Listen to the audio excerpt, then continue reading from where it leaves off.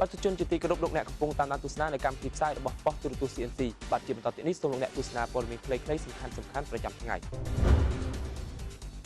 គណៈកម្មាធិការសេដ្ឋកិច្ចហិរញ្ញវត្ថុធនាគារនិងសវនកម្មនៃរដ្ឋសភានឹងរៀបចំសិក្ខាសាលាដើម្បីស្វែងយល់ពីការកសាងក្របខ័ណ្ឌគោលនយោបាយម៉ាក្រូសេដ្ឋកិច្ចនិងគោលនយោបាយហិរញ្ញវត្ថុសាធារណៈសម្រាប់ការរៀបចំសេចក្តីព្រាងច្បាប់ស្តីពីហិរញ្ញវត្ថុសម្រាប់ការគ្រប់គ្រងឆ្នាំ2016ដែលនឹងធ្វើឡើងនៅថ្ងៃទី19ខែឧសភាឆ្នាំ2015ខាងមុខយោងតាមសេចក្តីជំនុំរបស់អគ្គលេខាធិការដ្ឋានរដ្ឋសភាចុះថ្ងៃទី11ខែឧសភាបញ្ជាក់ថាសិក្ខាសាលានេះធ្វើឡើងក្រោមវត្តមានចូលរួមពីសំណាក់សម្ដេចចក្រីហេងសំរិនប្រធានរដ្ឋសភានៅថ្ងៃទី19ខែឧសភាឆ្នាំ2015ខាងមុខនេះរដ្ឋមន្ត្រីការបរទេសនិងសហប្រតិបត្តិការអន្តរជាតិអាដាមឧបនាយករដ្ឋមន្ត្រីហៅណាំហុង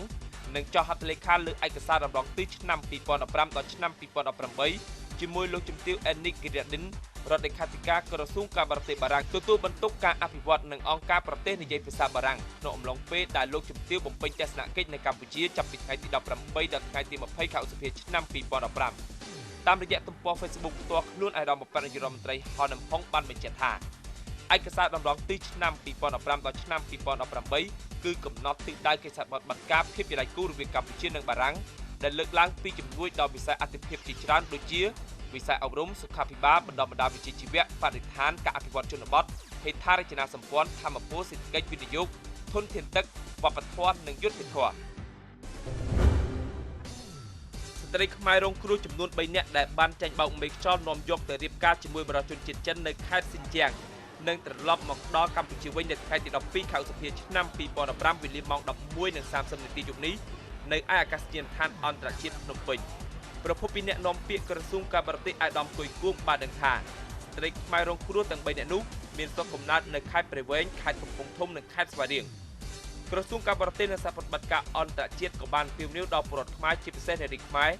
ដែលជាជនងាយរងគ្រោះសូមធ្វើការប្រុងប្រយ័ត្នខ្ពស់កុំឲ្យចាញ់បោកតាមការអូសទាញបញ្ចប់បញ្ចូលពីសំណាក់មេខ្យល់ដែលពុនប៉ងលួងលោមដែលកុហកថានាំទៅធ្វើការឬទៅរៀបការជាមួយបរិយាជនជាតិចិននៅប្រទេសចិនដោយកុហកថានឹងបានលៀបស្ការៈឬប្រាក់កាក់ច្រើនឲ្យសោះ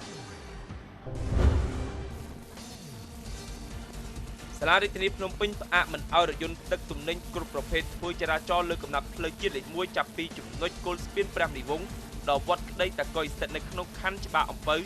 ដើម្បីសម្រួលដល់ដំណើរការស្ថាបនាកំណត់ផ្លូវនេះជាពិសេសគឺដើម្បីសម្រួលដល់ការកកស្ទះចរាចរណ៍ដែលតែងតែកើតមានឡើងធ្ងន់ធ្ងរជារៀងរាល់ថ្ងៃនៅក្នុងសេចក្តីជូនដំណឹងចុះថ្ងៃទី11ឧសភាសាលារដ្ឋាភិបាលភ្នំពេញបានដឹងថា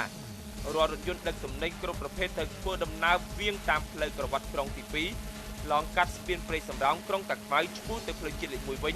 ត្រង់ចំណុចផ្លូវបំបែកទៅរោងចក្រស្រាបៀរ Tiger ដែលស្ថិតនៅក្នុងសង្កាត់ព្រៃឯងនិងសង្កាត់ព្រៃថ្មីខណ្ឌច្បារអំពៅវិញ